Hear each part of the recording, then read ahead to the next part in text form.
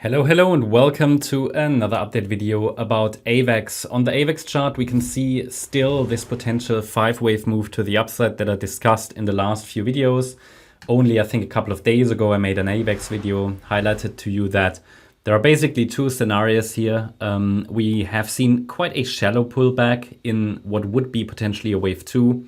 But I also explained to you that if this is really a wave 2, they sometimes just tend to finish in the region of a previous wave 4 of one lower degree around $28, and that's where it finished, around 29 in this case, if the wave 2 is already in. Naturally, I'm skeptical because the move up looks very choppy, so it could still be just a B wave rally, but it's now important to understand where the rally could fail and what the relevant support levels are. So we want to talk about that.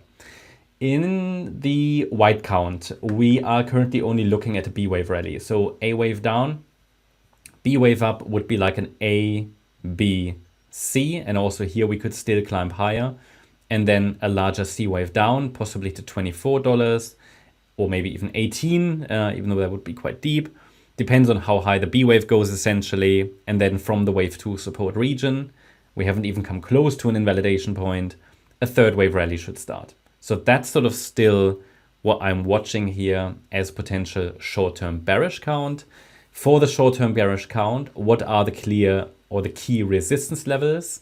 So if we take a look at standard resistance, here, this is standard resistance. I'm going to highlight it on the chart in red. Let me just put that here onto the chart. Again, standard resistance for a B wave is not so important because it can easily break above it with an overshooting B wave, but there are some levels to watch, starting at $44 all the way up to $55. This is standard B wave resistance.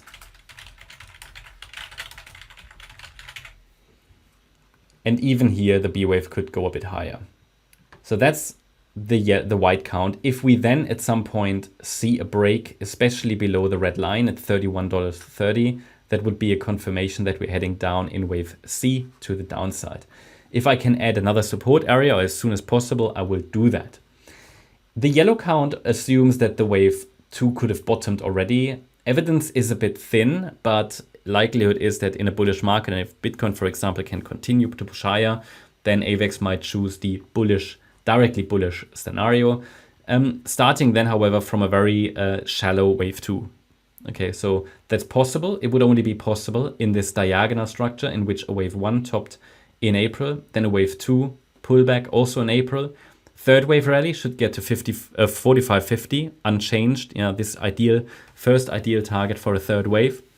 Then a fourth wave pullback could be quite deep because this would probably be some kind of a diagonal pattern. Yeah, yep, the third wave. Well, the wave 1 is a 3-wave move. Wave 2, the wave 3 would be a 3-wave move. Wave 4, and then A, B, C, and wave 5. And these are sort of minimum expectations. So I need to get 5 waves to $49 to get a 5-wave move. If those 5 waves unfold, then we can call that another 5-wave pattern, which would then suggest that after this 5-wave pattern, we should see a 3-wave pullback. But let's first see if we can get these 5 waves. If they fill in, I can give you a support area for the subsequent pullback. And then this could be the next trade setup. All right, so that's what I'm watching. Micro count, you could nearly ignore it. I'm not very convinced about it. Could also be a different one. Key is that we now need to get to 45.66. Higher is always possible. Yeah, the third wave can always extend a bit more, but that's sort of what I'm tracking right now. Please be aware that if this is just a B wave rally, it can always fail after 3 waves. Yeah.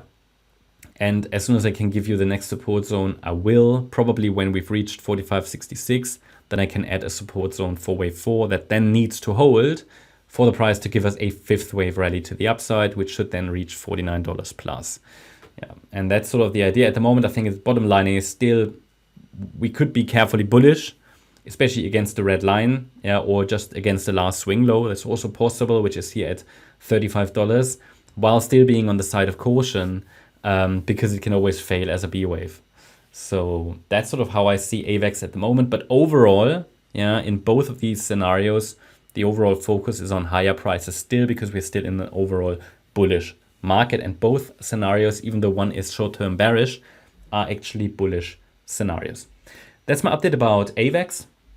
Hope you liked the update. If you did, please hit the like button, leave a comment and subscribe. And if you really like the content, then please check out the channel membership. Also make sure that you follow us on Instagram and Twitter for additional content. Thanks a lot for watching. Bye-bye.